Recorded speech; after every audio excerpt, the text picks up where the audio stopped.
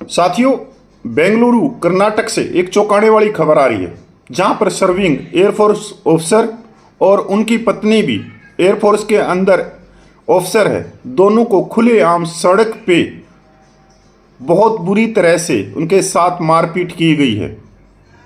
बेंगलुरु में भारतीय वायुसेना के विंग कमांडर बोस और उनकी पत्नी स्क्वाड्रन लीडर मधुमिता के साथ खुलेआम मारपीट की गई है। दोनों अधिकारी डीआरडीओ कॉलोनी सिविल रमन नगर से एयरपोर्ट की ओर जा रहे थे। इस दौरान यह हादसा हुआ। विंग कमांडर बोस ने एक वीडियो शेयर कर पूरी घटना की जानकारी दी है। ये अभी अभी 1 घंटे पहले की ये खबर आ रही है सीधे बेंगलुरु से, जो पूरे सोशल मीडिया पे वायरल हो रही है। आप भी उनका एक बार वीडियो देखें। Hello everyone, I am Wing Commander Shiladitya Bose and this is my wife, Squadron Leader Madhumita. We stay in DRDO, CV Raman Nagar, Phase 1. Today morning, my wife was driving me to the airport and suddenly one bike came from behind, stopped in between, stopped our way. I will show you the video of my dashcam also. He came out, started abusing me in Kannada and then seeing that my car has a DRDO sticker, he says that you DRDO people and says many things in Kannada, and finally she abused my wife and then I couldn't bear it. When I was coming outside, immediately he took his key in his hand and hit me on my head, taking my blood out. I stood there shouting that this is how you people defend whom we defend. Treat a person from the army, from Air Force or from Navy, from the defense forces. More people came surprisingly and started abusing us that we are doing wrong things. That person, he took his stone out, started trying to hit my car.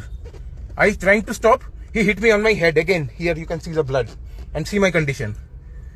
My wife was there thankfully to take me out, come in the car. We went to the police station. Presently no response. We will see it further. We are going to the hospital as per them.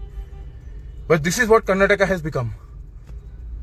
I believed in Kannada, but seeing the truth, the reality of main heartland Karnataka, I couldn't believe it. God help us. God gave me the power not to retaliate. Tomorrow, if law and order doesn't help me, I will retaliate. And then these people will have it. Please help me.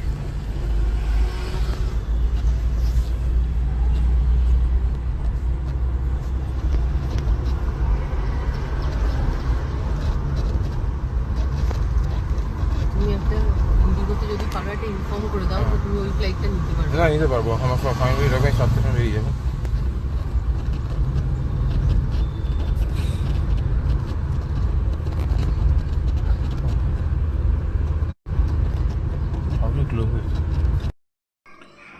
साथियों, अब तो हद हो गई कि पूरे देश से ऐसी तस्वीरें आ रही हैं जब हमारे सेना के सैनिकों पर खुले आम सड़क के ऊपर मारपीट की जाती है। उनका सिर फोड़ दिया जाता है, उनके हाथ तोड़ दिए जाते हैं, उनका पैर तोड़ दिया जाता है।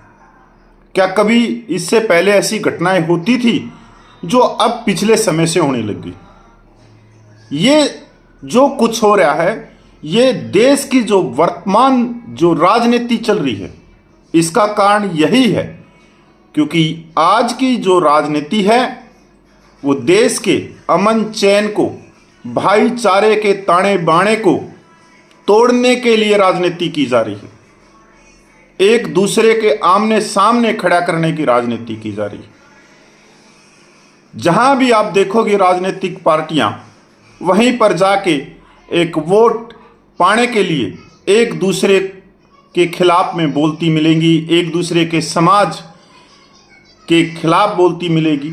एक तरह से आज जो भाईचारा था उसके अंदर जहर भरने का काम यही राजनीतिक पार्टियां कर रही हैं। और इन राजनीतिक पार्टियों जो कर रही हैं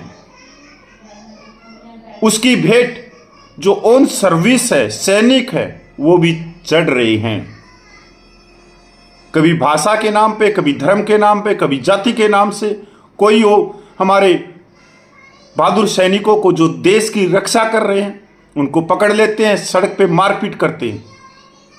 जो मारपीट करते हैं उन्हीं के लिए वो अपने जीवन का बलिदान कर देते हैं। बॉर्डर पे 24-24 घंटे खड़े होकर उनकी रक्षा करते हैं।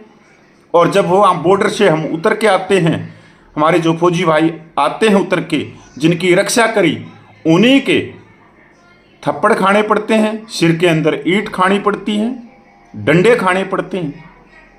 तो आज जो कुछ हो रहा है, जो घटनाक्रम हो रहा है, इसका सब का केंद्र बिंदु वर्तमान राजनीति है। साथियों नमस्कार।